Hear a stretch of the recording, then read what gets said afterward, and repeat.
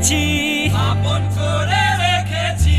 প্রথম যৌবনের কালে যেদিন তোমায় দেখেছি, এ দেহ পিঞ্জিরার মাঝে আপন করে রেখেছি। আমি জানতাম যদি পাখি দিয়া যাবা পাখি, জানতাম যদি পাখি দিয়া যাবা পাখি, উড়তাম না আর তুমি আশায় আমারে কান্দায়া পাও কিছু।